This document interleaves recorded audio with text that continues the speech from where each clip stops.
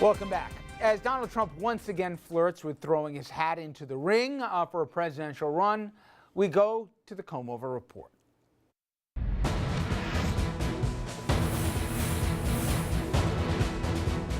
Now in HD. Well, the Donald, he has formed an exploratory committee, and he is visiting New Hampshire, the lucky Granite Staters. This is not the first time he's flirted, as you know, with presidential politics. Probably will not be the last. But the question for our panel is, when the candidates like Trump enter the fray, is this bad for the Republican Party? And Jessica, I put this here because Jeb Bush is credible. I can argue Walker is credible. Paul, we can go down the list.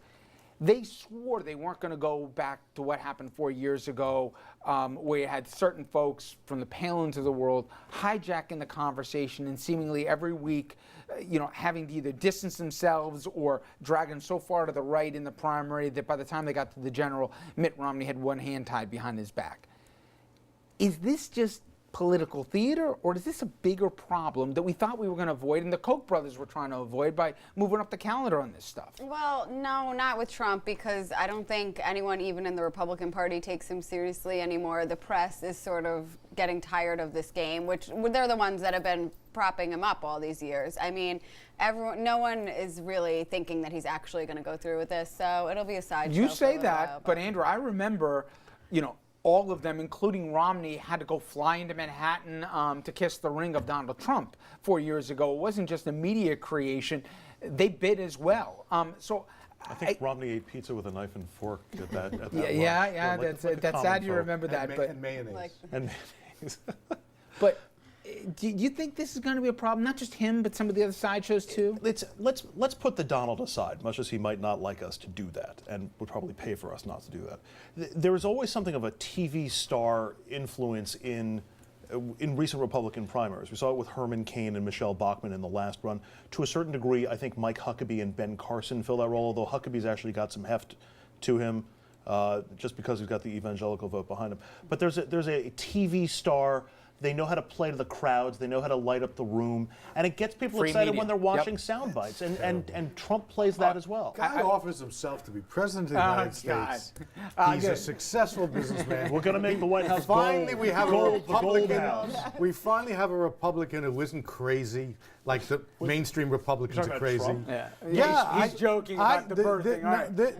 This is good for the Republican Party. Party. Respond, Dominic. Come on, Donald. Would you like, topic number 2, a controversial discussion when you get your venti latte? Okay, I'm talking about baristas right now in Starbucks are now beginning to write "Race Together" on coffee cups and also handing out stickers showing that slogan. Starbucks says it is a way to stimulate discussions on race. The chain says it will support employees who engage customers on the issue, but it's not specifically asking them to do that. Dominic, we always talk about we need an honest conversation about race, but do you want to have that when you go get your coffee?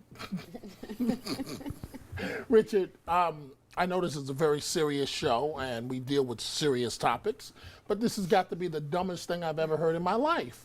So as you're pushing customers along to push the product, for productivity, oh, by the way, how do you feel about that Obama? Oh, by the way, what do you think about your local police? Who says, not to knock the folks that do this, but who says they're going to be qualified to engage in that type of discussion? Qualified to have a discussion? I mean, but if you're going to talk to someone about race, shouldn't you have an idea of what you're talking about? No, I mean, if really? that's the standard, we're all going to be off the air. No, but I mean, but Richard, do you really want some 22-year-old kid when you're getting your coffee saying, guys, think outside the box. This is brilliant stuff. Really?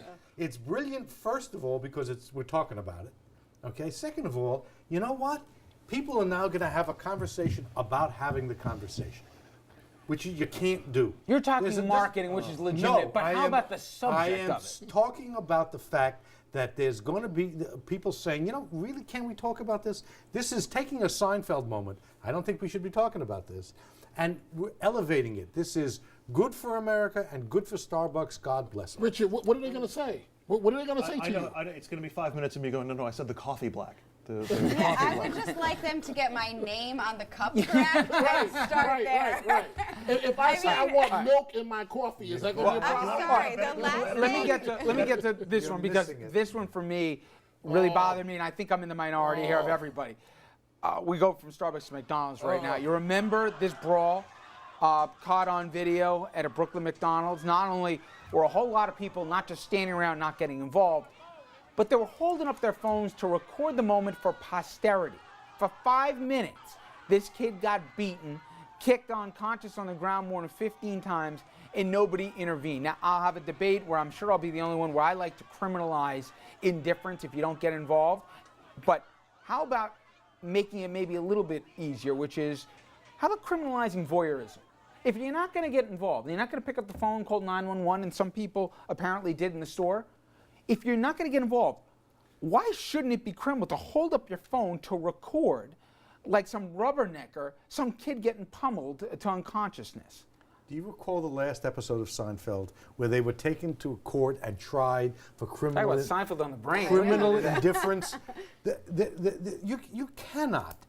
You just No, there's one thing with not getting involved. There's another thing with almost becoming a participant by recording it for enjoyment when a person's being But involved. what if your motive is to get documentation? I mean, look, I think it's revolting what happened. Absolutely disgusting. I wouldn't be the one on my cell phone. I would be the one, well, I would be on the phone to call 911. But, you know, it also helped, the video helped lead them to catch the people that did it too. So you can't really, how do you assign blame for, or to their motive, you know? I know I can't legislate morality, Dominic, all right, as much as I'd like to, but I think I can legislate at least that you don't profit or take enjoyment in literally the destruction of another person. Okay, but it's a slippery slope, Richard. What about the kid that recorded the Eric Garner case, and that involved police officers? But no it's the one's same thing expecting recording somebody- an incident. Okay, but nobody, he posted it. Some of these people were just grown adults sitting around watching it for their own amusement because you got to record everything nowadays. I would be more impressed with mom and dad dealing with their children. That's what I'm more impressed with. Rather than letting them run around acting like that. Rather than young ladies with their bra on and she has no shame and she's been arrested 5 or 6 times and has a baby that's under a year old. I'd much rather deal with that. The social ills of society.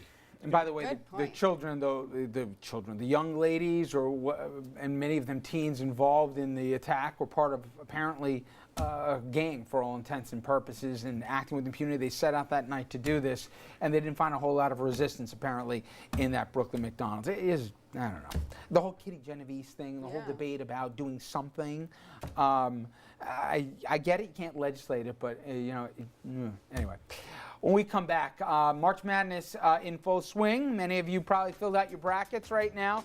And the question is, if so many people are in office pools, and the networks and even the NCAA is all but encouraging it right now, why exactly don't we have legalized sports betting in this country? We'll talk about that after this. We lost in the first.